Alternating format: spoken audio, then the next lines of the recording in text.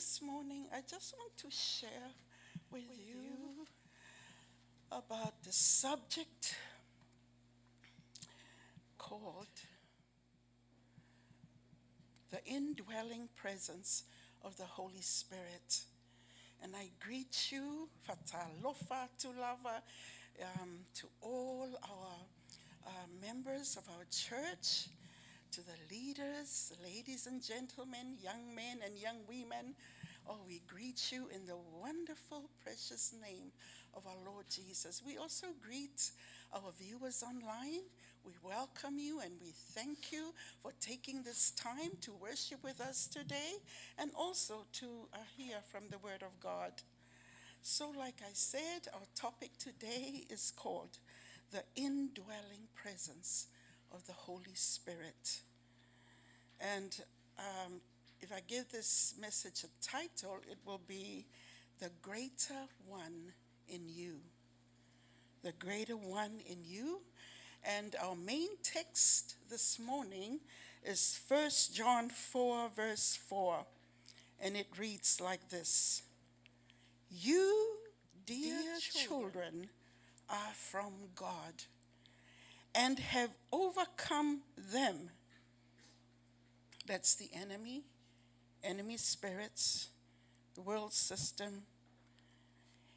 You, dear children, are from God and you have overcome them because the one who is in you is greater than the one who is in the world.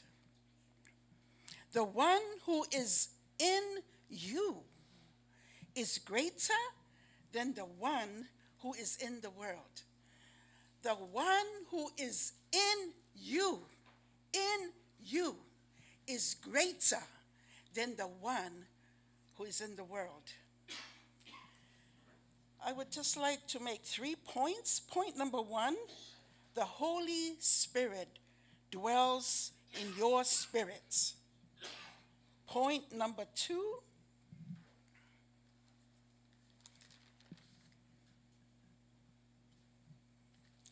the role of the Holy Spirit within.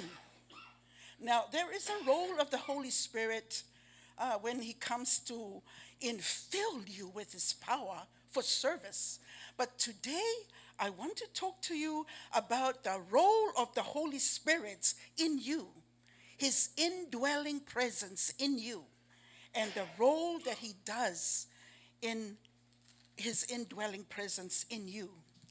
And the point number 3 is, how do we cultivate and develop your relationship with the Holy Spirit? How do you cultivate?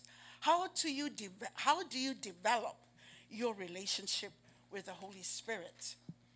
Okay, point number 1. Paul said in Romans 8, verse 9,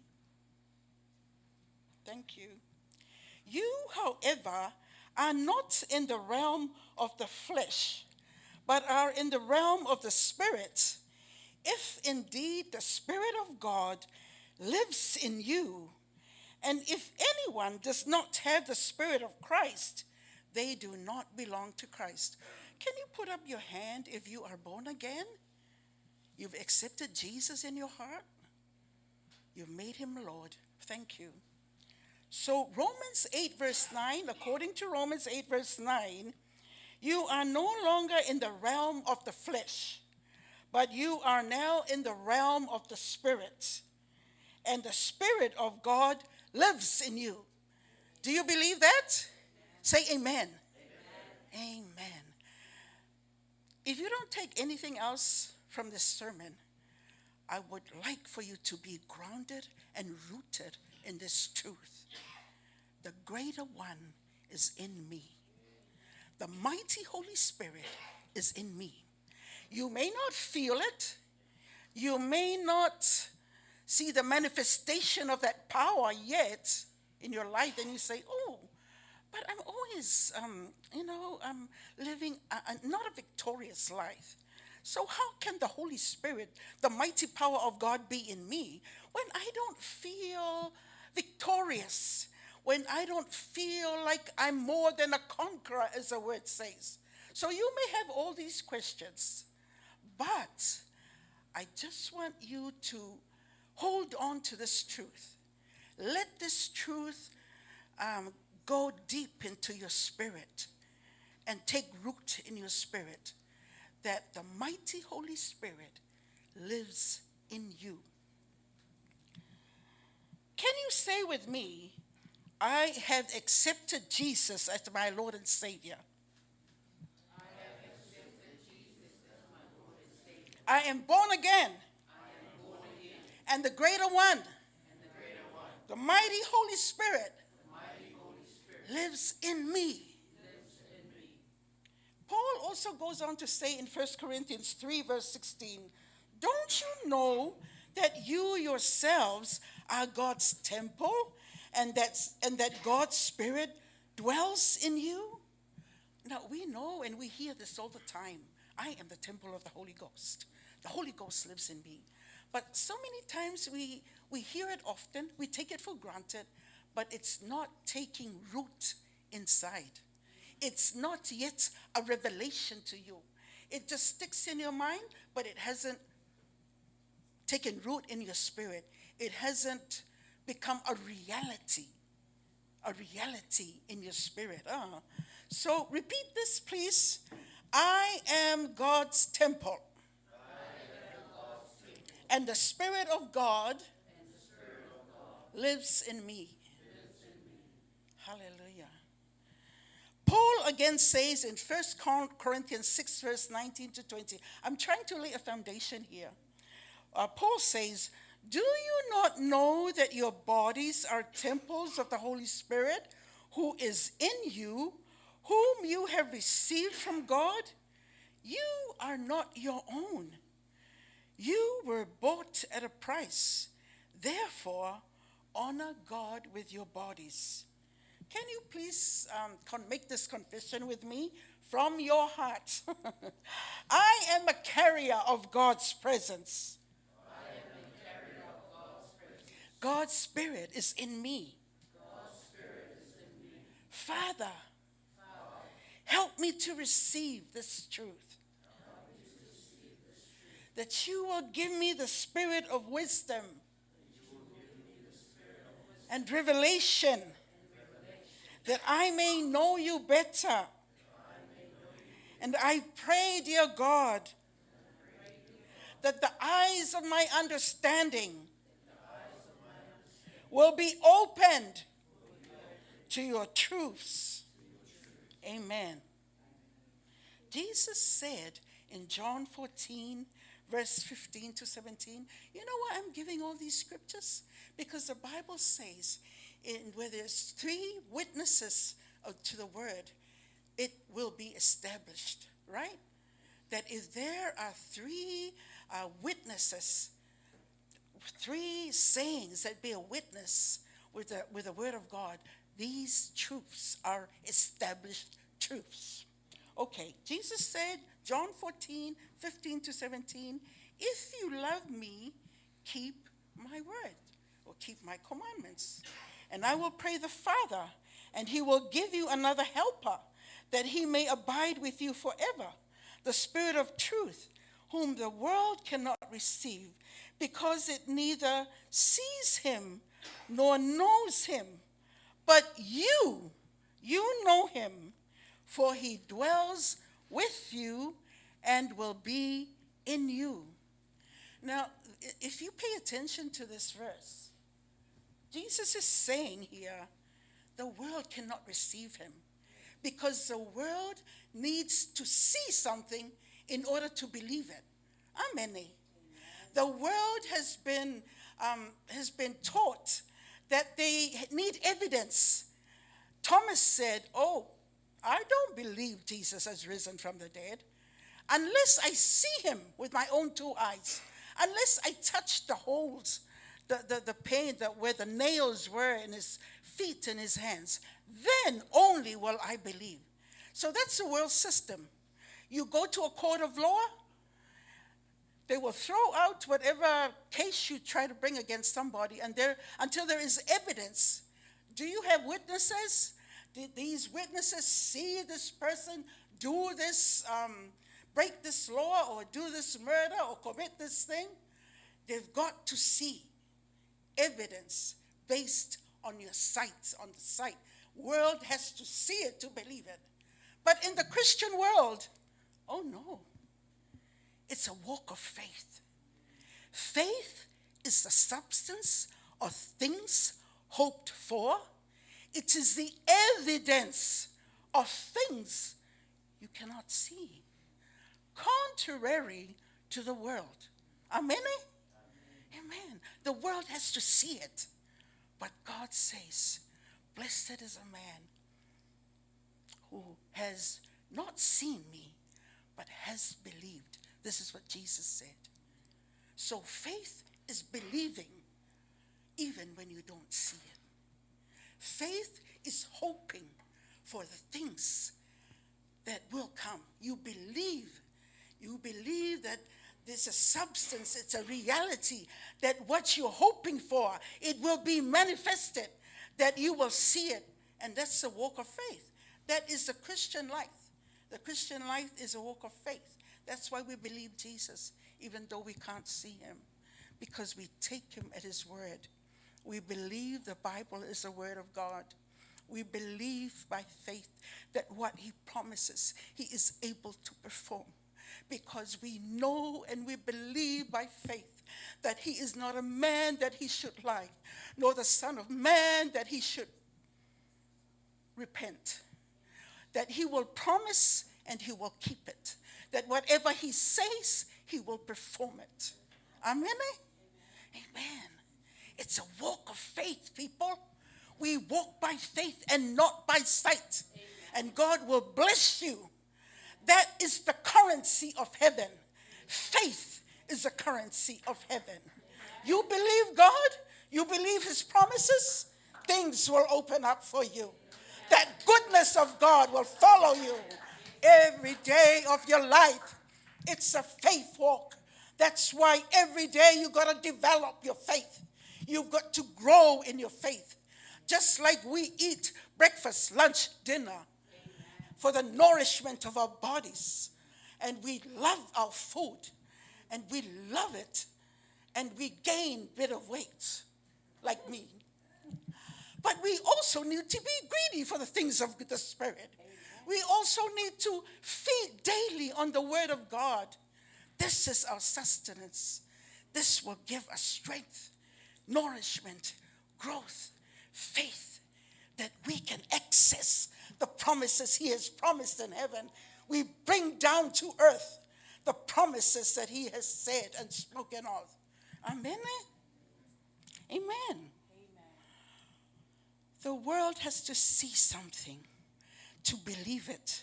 But Holy Spirit in you, in me, is invisible. You cannot see the Holy Spirit in you.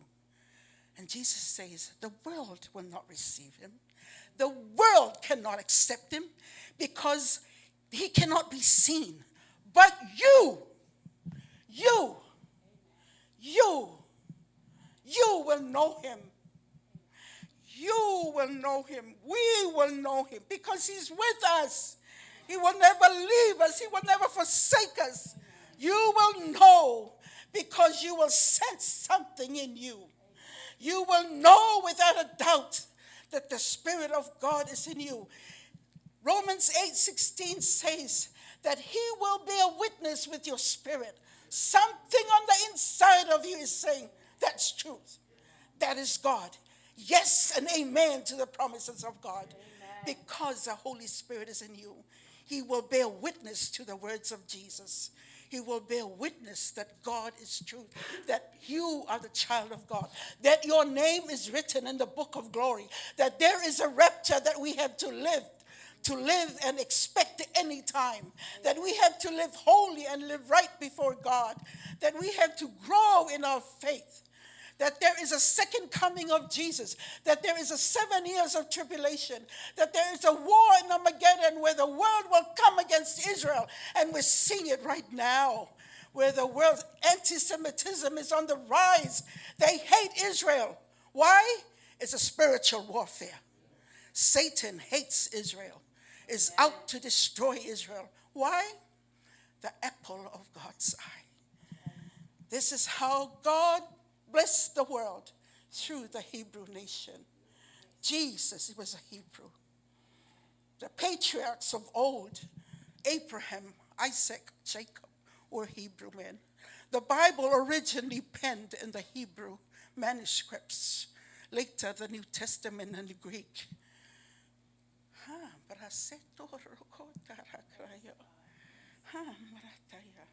The Christian life is a life of faith. Amen. Faith is evidence of things not seen. While the world says, I gotta see it to believe it, God says it, believe it, even if you don't see it.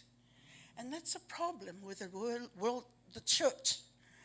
That is a problem for the church today.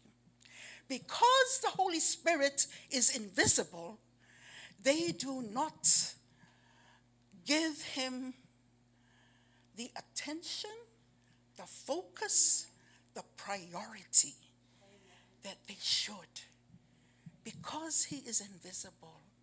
That's why you've got to get into the realm of the Spirit.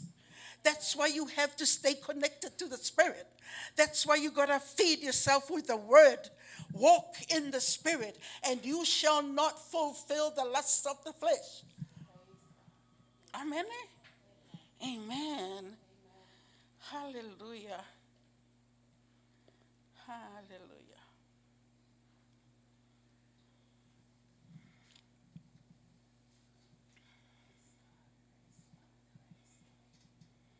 Point number 2, the role of the Holy Spirit within. The role of the Holy Spirit and his indwelling presence in you. Number 1, the Holy Spirit who indwells your spirit will help you to bear witness, to bear fruit. The role of the Holy Spirit in you, bear fruit. You must bring fruit. Every tree, that is planted, you've got to expect the fruit. We're planted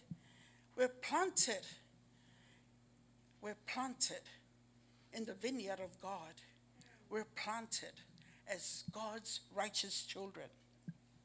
John 15:5 says, I am the vine, that's Jesus.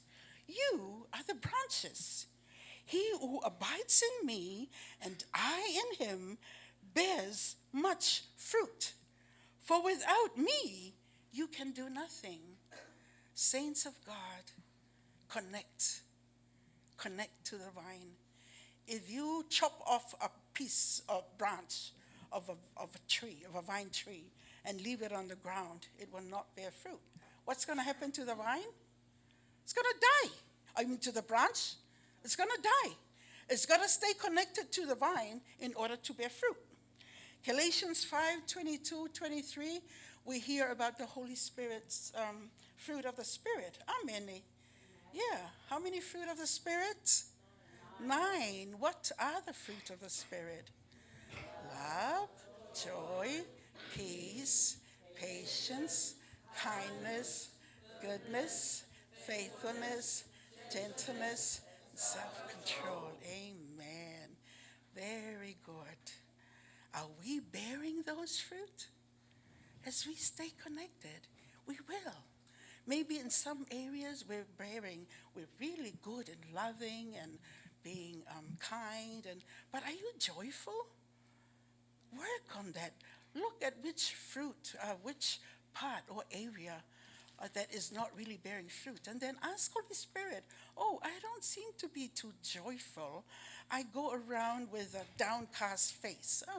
No, ask the Lord. He said, the joy of the Lord is your strength. Okay, number 2, the role of the Holy Spirit within you is to be our helper and our comforter. Can you imagine that? To be our helper and our comforter. Thank you, Lord, that you're opening our eyes to see. Thank you, Lord, for deep revelation on your people that they may see it. Lord, help her. Help her. So many times we struggle. So many times we're confused. So many times we feel lost and we feel depressed. So many times we feel sad and we feel downcast. We feel betrayed. We feel rejected. So many times we feel stressed out, frustrated, hopeless, lonely. Seems like there's no answer. Seems like we're just running around in circles. So many times we seem like throwing the towel. We don't know what to do anymore. We don't know where the money's coming from. We don't know what to do because the bosses say they're cutting out our hours. We don't know what to do. We don't know how to budget anymore. We don't know how to prioritize our shopping because we go with $100. You only buy 4 things from Pack and Save and the money's gone, and there's still a lot more groceries that children need. But he said he is our helper and our comforter. You know, if you dare to say, God, I am going to put my faith in your word. I am going to believe you like never before. And I'm going to pursue you. And I'm going to pursue this helper that this word says he is my helper. I'm going to pursue you like never before. Amen. Help me, God. You know what? He says in Jeremiah 1 verse 12, I watch over my word to perform every promise I made in my word. So,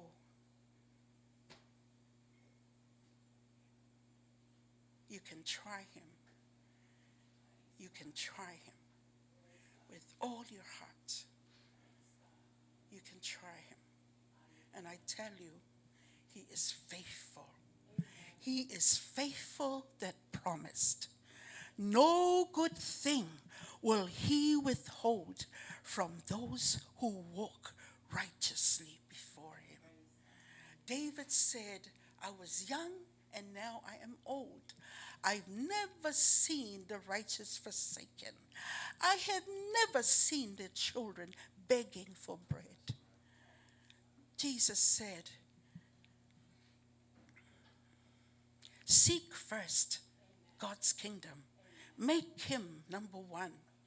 Prioritize him. Pursue him. All these things will be added unto you. Peter says, casting all your care upon him. Casting. Don't keep it inside. Cast him. Casting all your cares upon him. For he cares. He cares. He cares for you. So whatever feelings, despair, dejected, you feel victimized, whatever social issues that you may be facing in your home, in your workplaces, in your schools, you're anxious, you're fearful, you're scared, what's going to happen to the future, what's going to happen to my job, you feel abandoned, you feel sick, and the devil's saying you're going to die and you will not finish the race that God has set out before you, whatever heaviness you may be feeling, whatever hope you may, no hope that you may be feeling dejected, no, God says there's a helper. And he's right there inside of you. You don't go searching for him somewhere else. He's right there on the inside of you. And I'm challenging you to take God at his word and believe him. And it's a challenge for me as well. Because we all face things. We all face things. But the attitude of your heart makes all the difference. Are you going to throw the towel and give up? Or are you going to stand up and say, I'm pursuing God. I'm going to God for my answers. I know I will receive him. He is not man that he should lie. He's God, my helper and my comforter. The word paraclete, you hear it often. Greek word, John 14, 16, 18, that's where they get the Greek word from the Amplified Bible that says paraclete. It describes who the Holy Spirit is to us: our comforter, our counselor, our helper, our intercessor, our advocate, or a lawyer that stands on your behalf, your strengthener, standby helper. 24/7, he stands by so that when you cry out to him, he is there to hear what you have to say. Number 3, he leads us and guides us in all the affairs of life. And Sister Fitu will read Romans 8:14. For those who are led by the Spirit of God are the children of God. You are the children of God, and you shall be led by the Spirit of God. Holy Spirit will lead you. Number 4, he will testify of Jesus. John 15, verse 26. When the advocate comes, whom I will send to you from the Father, the Spirit of truth who goes from the Father, he will testify about me. Amen. He's a spirit of truth. There is no lie in him. There is no deception in him. He will always lead you to truth. And he will testify of Jesus. John 16, verse 14, please, sister. He will glorify me because it is from me that he will receive what he will make known to you. Can you read it once more, please, Vito? He will glorify me because it is from me that he will receive what he will make known to you. Amen. He will glorify me, and he will make known to you things. Amen. Number 5, Holy Spirit will teach you all things. John 14, verse 26 says, but the helper, the Holy Spirit, will teach you all things and bring to your remembrance all things that I have said to you. Amen. You know, I see young children here, young people here. I was 10 years old when I first encountered Jesus. And it was a time in our church, our village church. And it's a time where we come together and you want to say this confession and declaration where you give your life to Jesus, where you declare that God, you believe in God, you believe in his son, Lord Jesus, you believe that he was born of the Virgin Mary, that you believe he died on the cross and that for our sins and that he rose again, that we believe that on the third day he rose up and he's seated on the right hand of the Father, that we believe that he will come again, and that we believe that the ecclesia, the church, his people who have accepted him will one day live with him throughout eternity. So we were saying our kauloko, or not really a kauloko, but our confession, and I was saying it from my heart. And I was saying it wholeheartedly. And as I so much believed it as a 10-year-old, and I was crying, tears were just coming out of my eyes. And then all of a sudden, I saw Jesus standing right there in front of me as a 10-year-old. He saw my heart, and he came. And all I could remember, glistening white robes, something blue around his hip, around his waist, and the eyes like pools of love, liquid love. They say liquid love, and I said, that's exactly what I saw, love. And then it was just a flash. He just stood there, and I was just crying, and then that's it. But that encounter with Jesus changed my life. I started praying, God, please use me. Yeah, and that was in our Efakasa church in Mota. Hallelujah. That's a London Missionary Society church where John Williams originally brought the word, the gospel of Jesus Christ to Samoa in 1830. So just because we think, they don't speak in tongues. Yeah, no. Yeah. Family of God is a big family, the body of Christ. He's the righteous judge, right? Yeah. I just wanted to say that, so young people, when you pursue God, God will always come. God will always hear. God will always answer.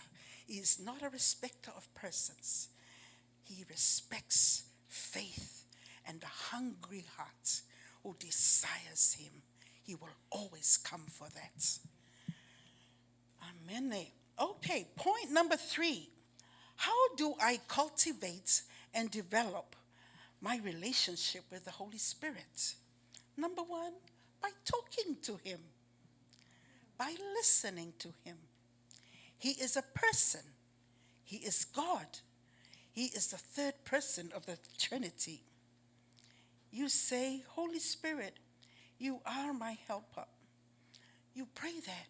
Holy Spirit, help me with my school studies. Help me and bring into my remembrance. Remind me what the teacher taught about this mathematical problem. Holy Spirit, will you help me? Please open my mental thoughts that I may remember, that I may recall what was taught in class. You can pray. You can ask for the helper. So cultivating and developing your relationship with the Holy Spirit, talking to him. How did I develop my relationship with Leuli? We talked for hours on the phone. I listened to him, he talks, and he listens to me. And you come closer to him. Amen. Find a quiet place in your home where you will not be distracted, but you're able to focus on him. Spend time worshiping God every day. Do it daily. Maybe you start off with 15 minutes, then it becomes half an hour, and it gets sweeter and sweeter. You say, ese lava, like, I feel something whenever I come into my secret place. And it gets sweeter. It becomes a delight. It becomes a desire. Amen. And listen to him. Even if you can't hear, Holy Spirit, you will speak to me. I know you can speak to me audibly, like you hear me now talking. You hear my voice through your ears, or you can hear him inaudibly. He can speak into your heart, just like someone speaking up on the inside of you. You can hear him through his word. You can sense a prompting in your spirit, an impression. And God can also give you godly dreams, because you got to be careful, because sometimes enemy gives you dreams and your own mind can, bring dreams. But there are godly dreams. There are godly visions. Amen. Amen. Number 2, be conscious of him. Focus. Don't be half-hearted. Give him your wholehearted attention. Don't just ask, Holy Spirit, come, and then he sees you nodding to sleep. You're falling half. No. Don't ask him, come, Holy Spirit, and then your mind drifts away to your friends, what you're hoping to do in the weekend, what are we going to eat, what is mom cooking. No. You train yourself. He said, mind, get back in here. Mind, you focus on God. Mind, you pay attention. And then you start praying in the Holy Ghost. Hallelujah. That's a good way to focus. Focus. Ask the Holy Spirit for help to keep your mind from straying and drifting to other things. Another very important thing is relax. Relax in his presence. It's not a tense relationship. It's a friendly, relaxed relationship. You like being around your friends. Why? Because they know the good, the bad, the ugly about you. Holy Spirit knows everything about you, and he wants to be with you. And he wants to, say, daughter, son, I've got this thing. Please make this adjustment. I love you. Can you make this adjustment? I can help you. Relax. He won't force you to do something that you don't want to do or not ready. He won't condemn you. And he doesn't want you to be worried or to be tense in your relationship with him. Amen. Get into a friendly flow. Get into a relaxed flow. Remember, Holy Spirit, out of your belly shall flow rivers of living water. There is life when you have relationship with him. Yeah. Spring of living water. Spring of living water talks about salvation. It's in you. It's a spring. But now in John 7:38-39, Jesus talks about rivers of living water flowing out of you. Now it's flowing. It's talking about the Holy Spirit. Now that the Holy Spirit is inside of you, now the Holy Spirit will help you touch other people. Out of you shall flow rivers of life. Out of you shall flow rivers of joy. Out of you shall flow rivers of peace, rivers of kindness, rivers of goodness, rivers of everything good about the Spirit of the living God to bless and touch other people. Amen. Is an overflow of joy. Is an overflow because you live in the overflow. And the overflow is spending time with him. Yeah, it's a friendly, relaxed flow, as if you are with your good friends, because he's a good friend. There is freedom, there is joy, there is peace. Free, you're free to express, Holy Spirit, I'm feeling like this. No, you don't say, Holy Spirit of the living God, most high and ancient one, I come to you today. No, Father, I love you, Father. Father, I had a bad time today at the office.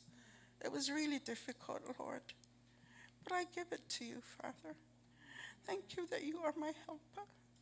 Thank you that some people have been saying bad things about me. Thank you that you are my comforter. Thank you that I was misunderstood badly by people today. But it's okay, because you are my friend, and you will help me. You will sustain me. You are my refresher. You will refresh my soul. That's the relationship he wants you to have with him. Number 3, how to cultivate and develop your relationship with the Holy Spirit. Acknowledge he is a person, the third person of the Trinity. He wants that time to be valuable to both of you. He wants a rich, rewarding encounter with you.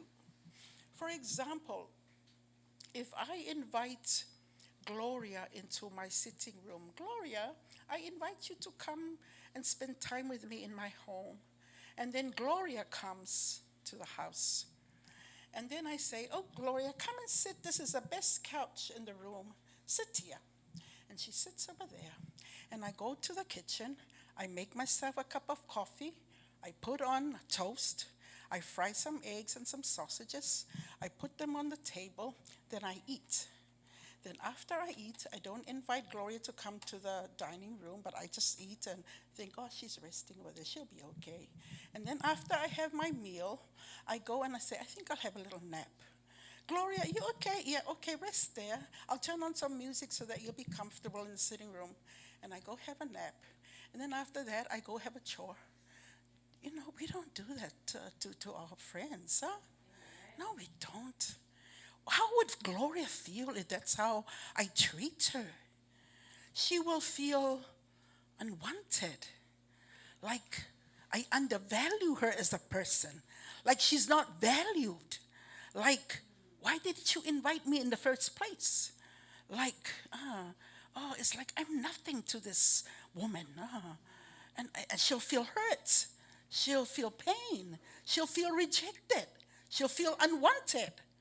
She'll feel, I wish I never came. And you know, so many times we treat the Holy Spirit like that. in you, in us. But day by day, he's wanting time with you. He's wanting a relationship, desiring to pour out downloads of heavenly wisdom to you, revelation he wants to give you, solutions to your very answers and your very problems. But you will not take time to hear, you will not take time to listen. Isn't that one of the reasons why so many Christians lack victory? Without me, you can do nothing. Jesus said, if you need to bear fruit, if you want to bear fruit, stay connected. That's Jesus. John 15. Hallelujah. Okay. That's number 3. Acknowledge him. Acknowledge the Holy Spirit. Number 4, Holy Spirit, we'll need to finish. Holy Spirit will point you to Jesus. He will lead you to glorify God. Train yourself to worship God. Even if it's 15 minutes, it gets sweeter and sweeter and sweeter as the time goes by. David disciplined himself. Oh, my soul, do not forget the benefits of God. Oh, my soul, shout to him. Shout to the Lord. I will remember God, my master. I will remember all his goodness. I will sing praises to him. Praise be to God who answers all my cries. Praise be to God who is my refuge. He is my fortress. He is my power. He is my strong fortress. Amen? Amen. Train yourself. Train yourself to speak worship words and sing worship songs. Train yourself. He loves worship.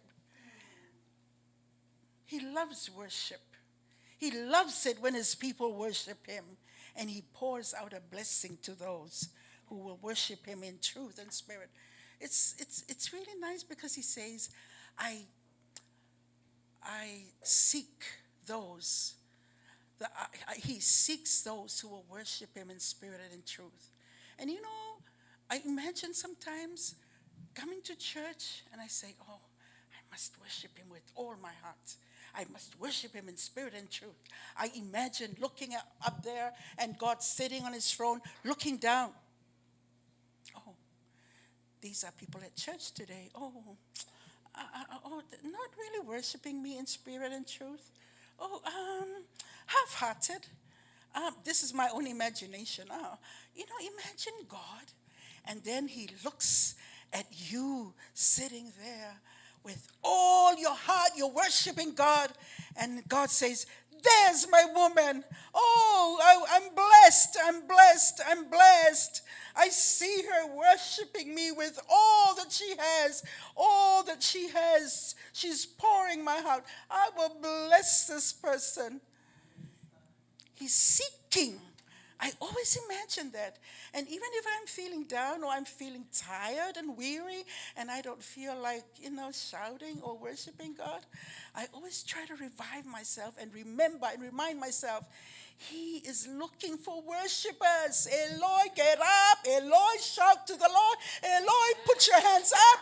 Even if you're tired, he's looking. He's seeking. Seeking in Mount Ellis, seeking in Samoa, seeking in Tearatu, seeking in the world. And also his eyes. Chronicles, it says, the eyes of the Lord run where? To and fro, to and fro, to and fro, throughout all the world. What is he doing? He's looking for those whose hearts are perfect towards him.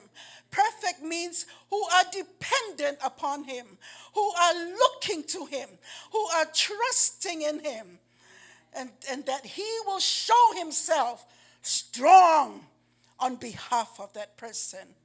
So he is looking to and fro for those whose hearts are dependent upon him. So that what? so he will show himself the mighty God, strong on behalf of that person. Amen. These aren't just words, people. These are riches from heaven. Grab it. Grab it and make sure it's rooted. Memorize it. Speak to yourself. I will be one of those people. I will be one of those people where God's eyes roaming, stop right here. Stop here in Mangele Church. I am that person. Lord, here am I. I'm totally dependent upon you because I totally don't know how to do my budget. I totally don't know how to pay my rent next week. I'm totally looking to you, God. You know what he'll do? He will come. He will show himself strong. He will bring miracles. He will open storehouses of heaven and pour out a blessing you cannot contain. That is his promises. Amen. Give a praise and a clap to the Lord because his word is truth. His word is truth. Hallelujah. Number 5, don't grieve the Holy Spirit. We grieve him by what we say, corrupt communication, bad talk, by disobedience, by rebelling. Ephesians 4:29-30. Don't hurt the Holy Spirit. Don't hurt the Holy Spirit. Number 6, the Holy Spirit is evil. No evil or darkness is in him. Jesus is a light of the world. We too are commissioned to go out and be a light in the darkness. The world is in darkness and we be a light wherever God positions us. Amen? Yeah, like your theme, arise and shine, for the glory of the Lord is risen upon you. Arise and shine. You know, after you had youth and young adults service, and we were praying in tongues with our prayer group early in the morning, and we were praying in tongues, and unction and utterance came out, and these words came out. There is a move he wants to bring through. There is a move that he wants to bring through. There is a move that he wants to bring through.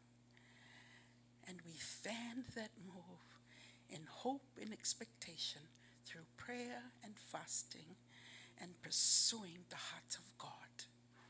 Hallelujah. Hallelujah. If you can believe it, say amen. Amen. Amen. Believe it. Pray for it. Expect it to come. Declare it. Hallelujah. And so we pray and we fast like 2 times a week just for that move that he wants to bring through. Hallelujah. Number 7, don't limit the Holy Spirit. Don't limit the Holy Spirit. We want him, that's the last one. We want him to take complete control. He will if you will surrender to him. You will bear much fruit if you surrender to him, and you will bear much fruit that will bring glory to God. You know, it says don't limit the Holy Spirit. Ephesians 3 verse 20.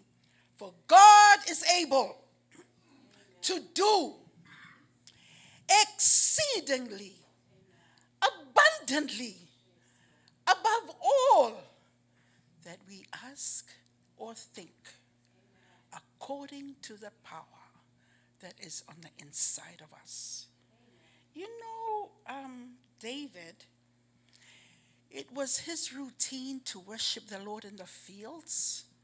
Every day in the fields, he will play his harp, he will worship, he will sing of his praises, he will magnify, he will declare the goodness of God, he will train his spirit, his mind, his soul to magnify the Lord and not to forget all his benefits, that he is the God who forgives all his sins, that he is the God that heals him, that he is the God that will raise him up from the pit, from the grave, that he is the God that will renew his strength his youth like an eagle, that he is the God who will satisfy him with good things?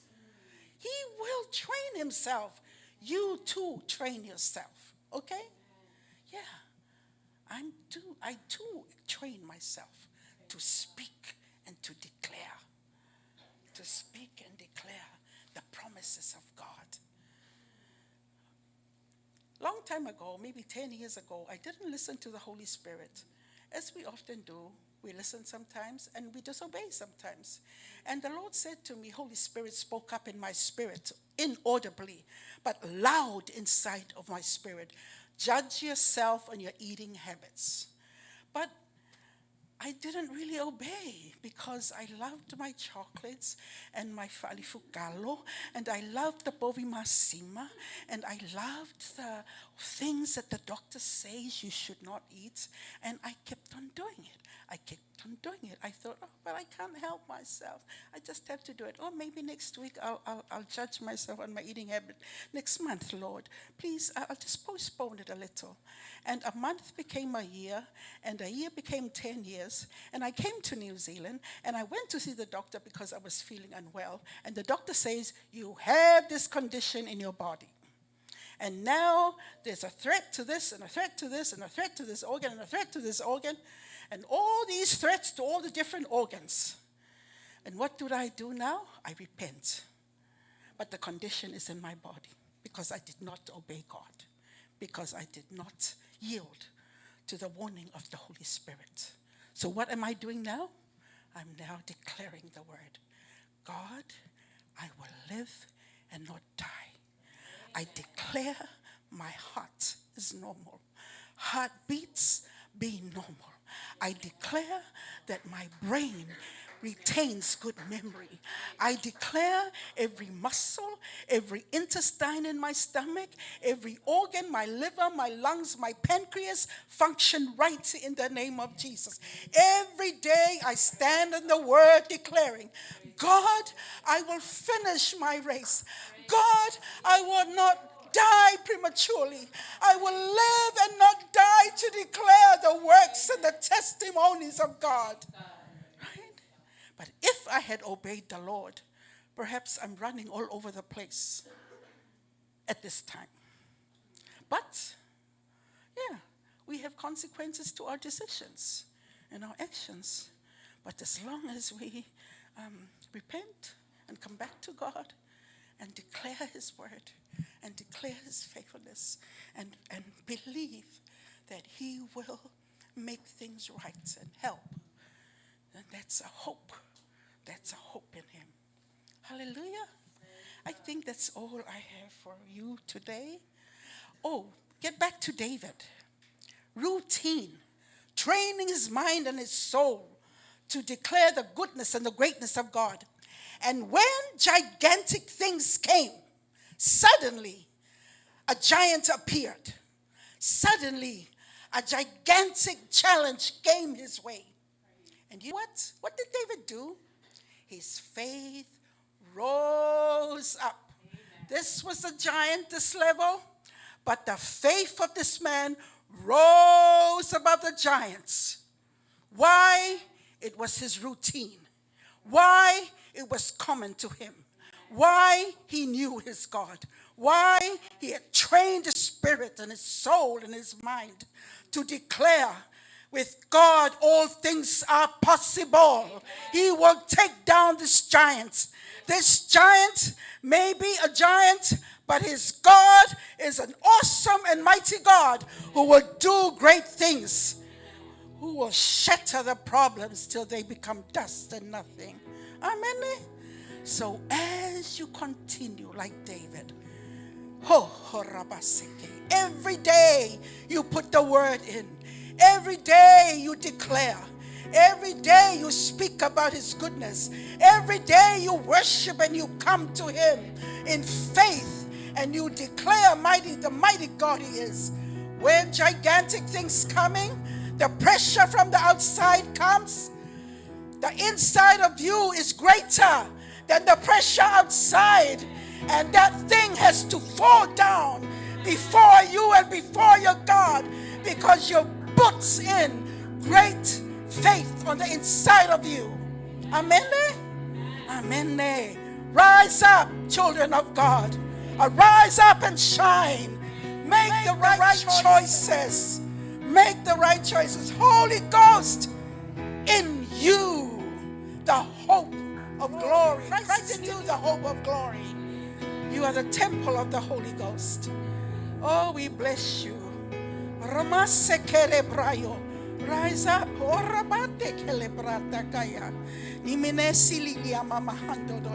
I just want to commend you for the plays, the skits, the song, the action songs that were done on that youth and young adult service. And you know what? It stirred up again in me a heart to be strong. Like Paul, he was compelled by love for God. He was a man, a murderer. He was a man who killed and he thought he was doing the right thing. And you know what? He was imprisoned. And Paul comforted the churches. He says, don't be discouraged by my chains. But you know what? While Paul was in prison, and like the skits that was wonderfully portrayed, he started to write. He started to write what was inside of him. Mysteries that God gave him and downloaded to him as he spoke in tongues and prayed and worshiped God. God gave him mysteries and downloads to write to the churches. The doctrines rightly said by Brother Miro, doctrines for the church. There started the greatest, most productive publishing company the world has ever known, right up to now. We read about Romans. We read about Corinthians. We read about all the epistles that he has written. Galatians, Ephesians, Philippians, Colossians, Thessalonians, Hebrews, even they believe it's him who wrote it. Hallelujah. And he wrote it in chains. Sometimes we go through hard times and we tend to think, where is God? Maybe Paul was tempted to say, where is my God? But he started writing. He started gaining strength. And now who knew? Maybe he never entered his mind that right down the thousands and thousands and thousands of years later, Christians will be reading the downloads from heaven that were given to Paul. Amen. The greatest publishing company ever birthed in the church. Today, the Bible remains the best-selling book in the world annually, best-selling, because the Word of God will never perish. Everything, the world may disappear, everything may disappear, but not the Word of God. Children of God, honor the Word, honor the Holy Spirit, honor your God. Arise, shine. The glory of the Lord is risen upon you. Be blessed. In Jesus' name.